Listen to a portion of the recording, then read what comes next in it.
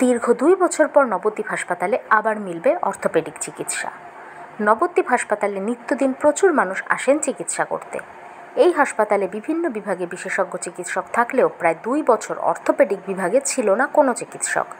এর ফলে এই গুরুত্বপূর্ণ বিভাগে বিশেষজ্ঞ চিকিৎসক না থাকাতে সমস্যায় পড়েছিলেন সাধারণ মানুষ।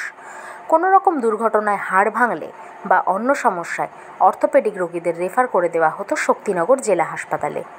সরকারি হাসপাতালে চিকিৎসা না পাওয়াতে সাধারণ মানুষকে নিজের গ্যাটের কড়ি খরচা করে বিভিন্ন ক্লিনিকে গিয়ে ডাক্তার দেখাতে হতো। তাই দীর্ঘদিন ধরে রোগীদের পরিবার ও বিভিন্ন রাজনৈতিক সংগঠন দাবি জানিয়েছে অর্থোপেডিক চিকিৎসকের জন্য। এই বিষয়ে নবদ্বীপ হাসপাতালের সুপার দীর্ঘদিন ধরে চেষ্টা চালিয়ে যান। দীর্ঘ প্রতীক্ষার অবসান ঘটিয়ে নবদ্বীপ হাসপাতালের অর্থোপেডিক বিভাগে যোগ দিয়েছেন ডক্টর গোকুলচন্দ্র গুপ্তা। হাসপাতাল সূত্রে জানতে পারা যাচ্ছে যে সপ্তাহে 4 দিন সোমবার, বৃহস্পতিবার, শুক্রবার ও শনিবার সকাল 10টা থেকে দুপুর 2টো পর্যন্ত ওপিডি বা বহির্বিভাগে অর্থোপেডিক চিকিৎসা করবেন ডক্টর গোকুলচন্দ্র। ডাক্তার দেখালেন কি অর্থোপেডিক? তো বহুদিন তো এই ডাক্তার ছিলেন না। খুব অসুবিধা হয়নি।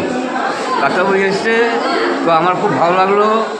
আমি যে আঙুলে ব্যথা পেয়েছি, আমাকে ওষুধ দিয়েছে, ঠিক আছে, তাতে আমিও খুশি এবং কি জনসাধারণের জন্য খুশি হয়।